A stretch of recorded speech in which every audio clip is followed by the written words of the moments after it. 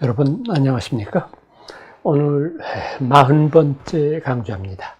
오늘 여러분들과 함께 다룰 주제는 원칙의 불교 사상이라고 하는 주제입니다.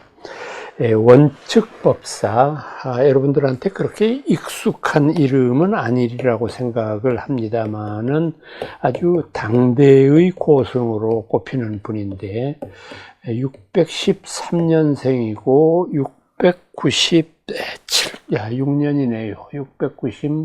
696년에 입적하셨는데, 이 원측이라고 하는 분은 613년생이시니까 원효 스님보다는 4살 위시네요. 원효 스님이 617년생이니까. 그리고 의상법사는 625년생이니까 띠동갑이시네, 두 분이. 이제 7세기 초반에 활약했던 굉장히 유명한 큰 스님 가운데 한 분이었는데, 먼저 이분의 간략한 생애부터 살펴보면은 이분은 경주의 모량이라고 하는 데에서 출생하셨습니다. 이 모량이라고 하는 데는 그 불국사와 석굴암을 창건했다고 전해지는 김대성의 고향이기도 합니다. 그러니까 굉장히 그 인물이 많이 출연한 데라고 볼 수 있고, 이곳에서 출연을 했는데 아주 어렸을 때, 기록에 따라서 조금 다른데 6살 때라는 말도 있고 10살 때라고 하는 말도 있는데 아주 연부역강한 어린 나이였던 것 같아요. 그때 출가를 해서는 곧바로 당나라로 중국 유학을 떠났다고 합니다. 그래서 이분이 중국에 들어가서 이제 뛰어난 학생으로 발전하게 된 게까지 참 많은 우여곡절이 있었는데, 이분은 중국의 현장법사가 이 중국의 유식을 중심으로 하는 육아유식종, 법상종이라고 여러분들 배우셨을 겁니다. 그 법상종을 들여오기 이전부터 유식불교의 대가로 알려져 있을 만큼 굉장히 뛰어난 학술적인 업적을 남겼다고 전합니다. 이분이 육아유식을 전공하는 데에는 아마 탄탄한 그분의 외국어 실력이 뒷받침이 됐을 거라고 생각합니다. 중국 측의 기록인 당고승전이나 송고승전에 의하면은 원칙법사가 6개국어에 능통했다고 그러거든요. 그러니까 생각해 보세요. 한국 사람이니까 한국말을 잘했을 거고, 중국 가서 평생을 사셨으니까 중국말 중국 사람처럼 잘했을 거고, 그 다음에 고전어, 인도 고전어라고 불리는 산스크리트나 팔리어에 굉장히 능통했다고 볼 수 있고, 그 다음에 티베트어도 상당한 수준에 올랐다고 보여집니다. 왜냐하면 이분이 그 이전에 물론 현장 스님이 대규모로 인도말로 된 대장경을 가지고 중국으로 왔지만, 그 이전에 간혹 가다가 인도말로 된 불교 경전들이 중국으로 흘러 들어오지 않았습니까? 그때 이것을 우리말로 번역한 사람이 원칙이거든요. 그러니까 그만큼 외국어 실력이 튼튼했기 때문에 그런 학술적인 업적을 이룰 수 있지 않았을까 생각을 해봅니다. 워낙 이분의 학술적인 명성이 높다가 보니까 이제 이어른이 활약하시던 때, 그때의 중국의 대표적인 이 세력가가 측천무후였거든요. 그러니까 이 측천무후가 굉장히 원칙법사를 존경해서 대궐로 모셔서 법문을 들은 적도 한두 번이 아니라고 합니다. 그럴 만큼 원칙법사를 존경했고, 그때마다 그 어른을 칭송하는 그런 그 말씀을 남겼을 뿐만 아니라, 어느 때에는 기록에 의하면 그 측천무후가 원칙법사를 대하는 것이 마치 생불, 살아있는 부처님을 대하듯이 그렇게 극진하게 예우를 했다 하는 기록이 있을 정도로 원측법사의 명성이 온 중국을 뒤덮었다고 해도 크게 지나친 표현은 아닐 겁니다. 이러던 와중에 이제 현장법사가 귀국했습니다. 그리고 현장법사가 굉장히 많은 인도말로 된 원전을 가지고 와서 그것을 자신의 제자들과 더불어서 한문으로 번역하는 일에 몰두했고, 또 당신 개인으로는 유식을 중심으로 하는 법상종을 크게 현양해서 중국 법상종의 개조가 되지 않았습니까? 그런데 이제 그때 원측법사가 굉장히 뛰어난 분이었으면은 당연히 원측법사가 중국 법상종의 이대조가 되든지 뭐 그런 그 배경이 있어야 되는데 전혀 중국 법상종과는 관련을 맺지 않고 있었거든요. 그 이유가 뭘까?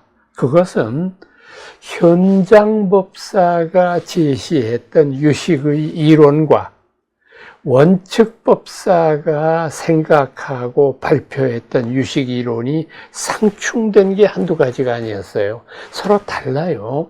이런 점이 현장 스님의 제자들 입장으로 보면 탐탁지가 않겠죠. 원측법사가 뭐로 보든지 현장법사보다 못하다는 생각이 팽배해 있을 텐데, 하물며 신라 사람이잖아요. 그러니까 그런 시기, 질투 뭐 이런 것들이 다 모여져 가지고 원측법사를 거기서 의도적으로 제외했던 흔적이 있습니다.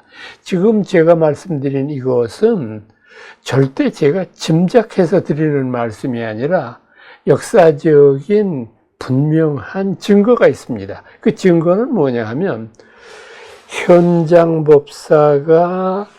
중국으로 돌아와서 이 양반이 대안사라고 하는 절에다가 역경장을 차리지 않았습니까? 그리고 이제 그곳에서 많은 사람들한테 인도말을 가르치면서 동시에 자기가 인도에서 배워온 유식종의 학설들을 발표하기 시작했습니다.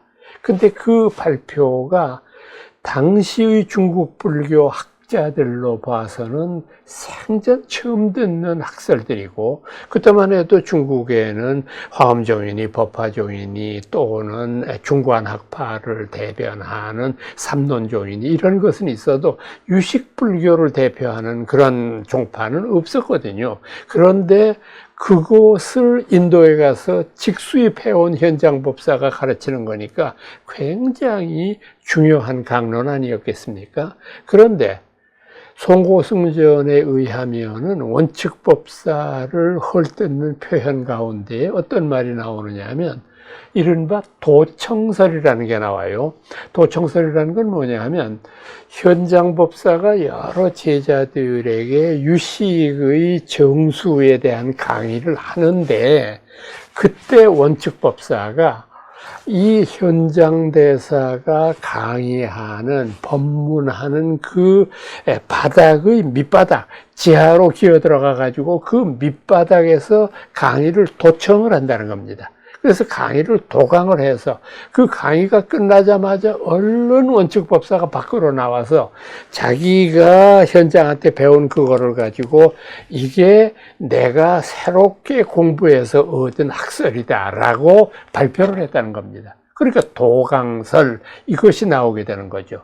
그러면 이게 제가 조금 전에 말씀드렸던 송고승전의 기록하고 정면으로 위배되잖아요. 남의 강의를 훔쳐가지고 도강을 해서 자기 것인 양 발표를 했다라고 하는 그런 인격을 가진 분을 어떻게 생불과 마찬가지의 예우로 측천무가 모셨단 말입니까? 이 말이 앞뒤가 지금 서로 맞지 않는 거거든요.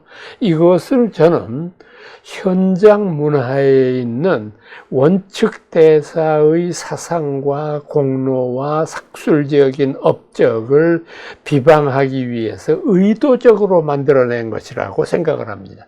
또 조금 양보해서 생각을 한다면, 불교 강의를 하는데 누구는 듣고 누구는 못 듣는다, 이건 어불성설이에요. 말이 안 되는 거 아니에요?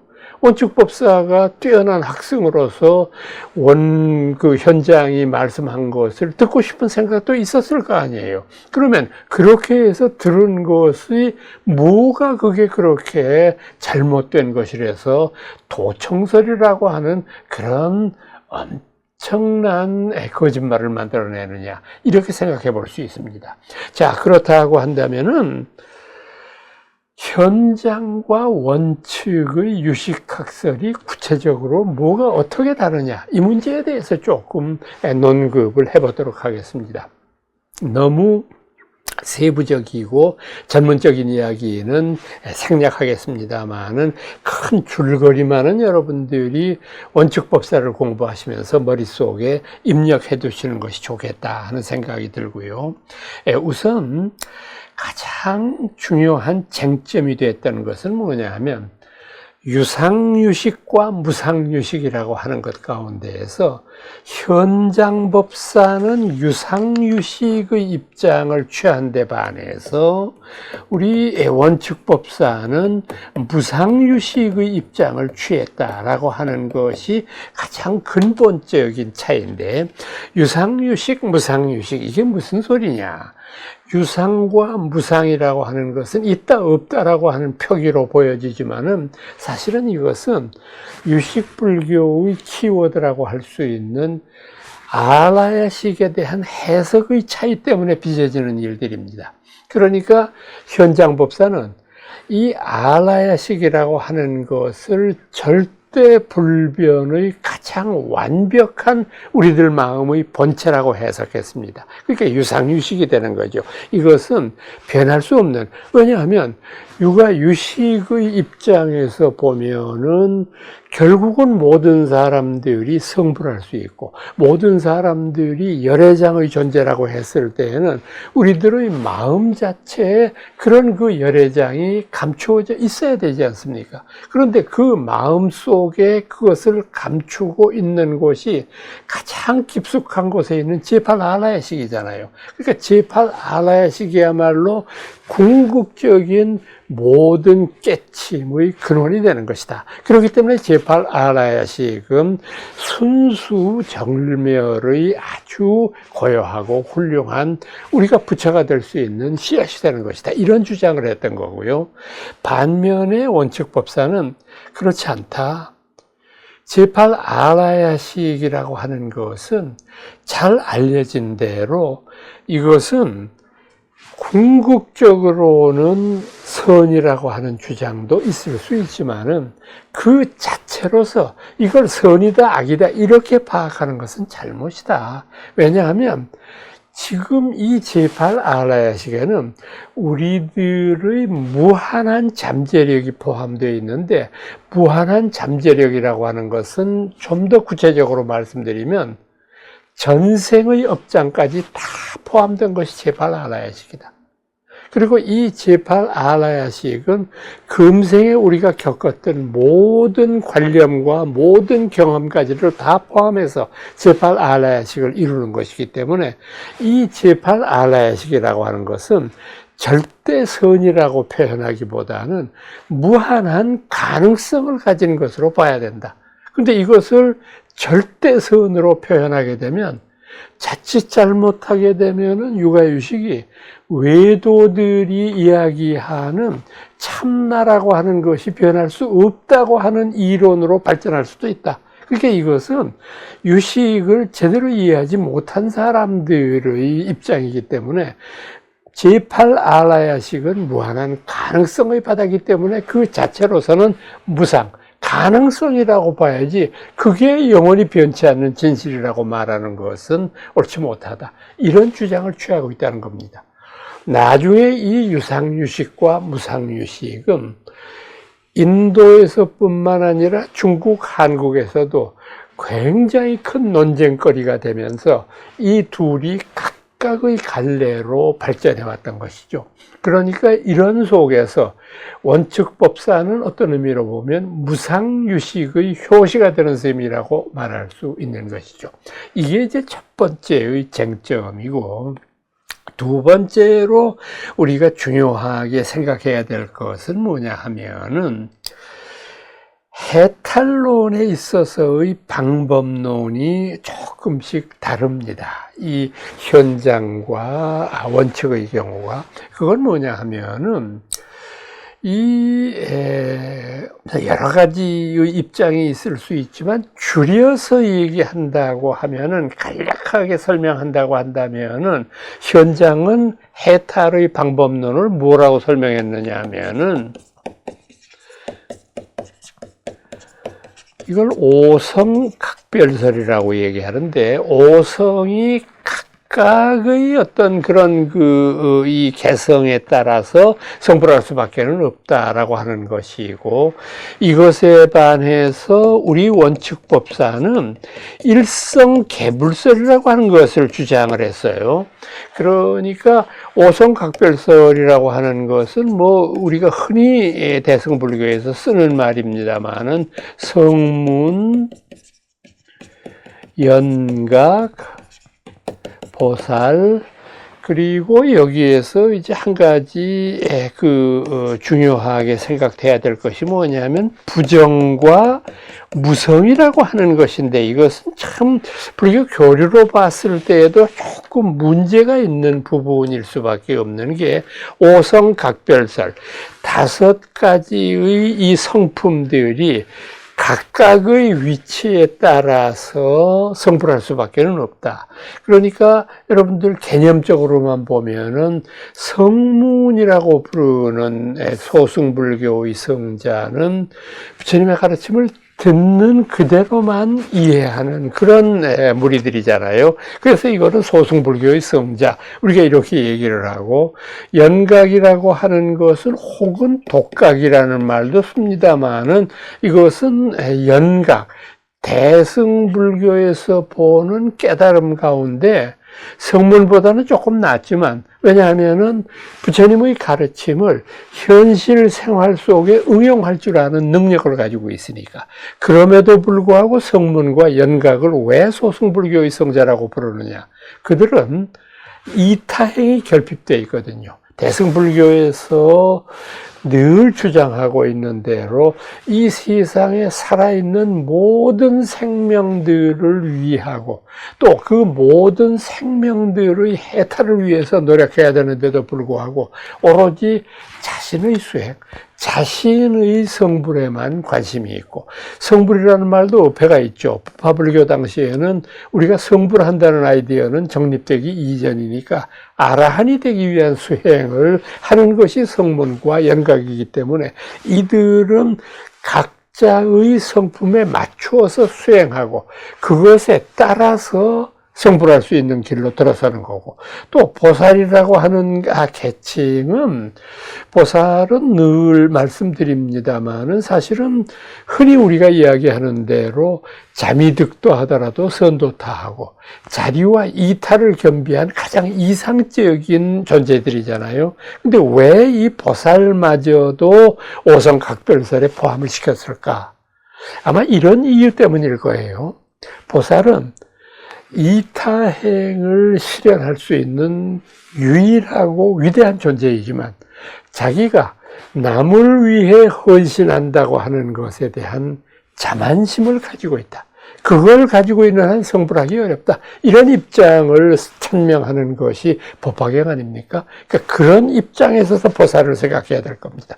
그 다음에 부정이라고 하는 아이디어는 유식불교에서 보는 이제 인간의 여러 가지 형태 가운데에서 아마 어떤 의미로 보면 제일 많은 형태일 거예요. 이 부정이라고 하는 것은 정해지는 것이 없다는 뜻이잖아요. 한문 글자로 보면. 정해지지 않았으니까 왔다 갔다 하는 거예요.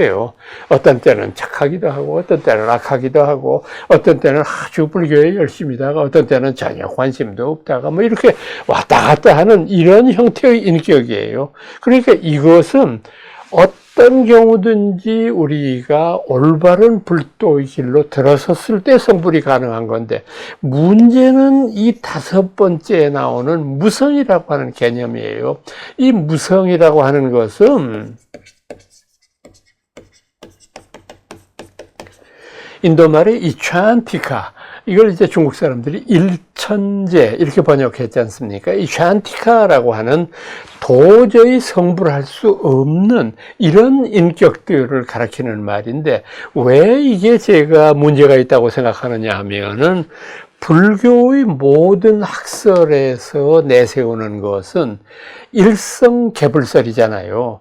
이 세상에 존재하는 모든 생명들은 성불할 수 있다, 부처가 될 수 있다. 근데 여기에 무성이 나오니까 일천재만은 아무리 천지가 개벽을 하고 부처님이 천불이 출세를 하더라도 도저히 성불할 수 없는 그런 존재들이 있다라고 하는 것을 인정하는 무한한 인격적인 가능성에 대한 위배되는 학설이 아니냐 이거죠. 그래서 이 오성각별설이라고 하는 것은 제가 생각하기에는 우리 불교에서 구분하는 5가지의 인간 형태라고 생각을 합니다. 그래서 이거를 너무 교리적인 것, 이런 그 법화경적인 것만 생각하지를 말고 우리가 일상생활을 여러분들하고 제가 영위하지 않습니까? 여러분들 가운데에는 회사를 경영하는 분들도 계시고 또는 어떤 사업을 하시는 분들도 계시고 하는데, 성문승은 어떤 사람이냐? 우리가 대하다가 보면은 어떤 인격의 유형이 있느냐 하면 아주 고지식한 사람이라서 그냥 들은 것만 하고 그 다음에 안 들은 거는 못해요. 이거는 배운 것만 하는 거예요. 이런 형태의 인격들이 저희 주변에 많잖아요. 저는 학교 선생이었으니까 참 선생들로서 어려운 일이 뭐냐 하면은 학생들이 배운 것을 제대로 인용하거나 응용해서 쓰면 얼마나 좋을 텐데, 배운 것밖에는 모르고 그 이상 발전이 없는 사람, 참 이런 사람들을 볼 때 안타까운데, 오히려 그때 저는 교수의 그 위치에 있을 때 어떤 생각을 했었느냐 하면, 그래도 가르친 것만 아는 것만 해도 대단하다. 가르쳐도 모르는 놈들이 있어요. 참 답답해요. 그러니까 인격의 유형 가운데 성문적인 인격 유형이 있잖아요. 우리 불교에서 그런 사람들을 가리키는 거예요. 연각은 앞서 말씀드린 대로 조금 성문보다는 위의 단계죠.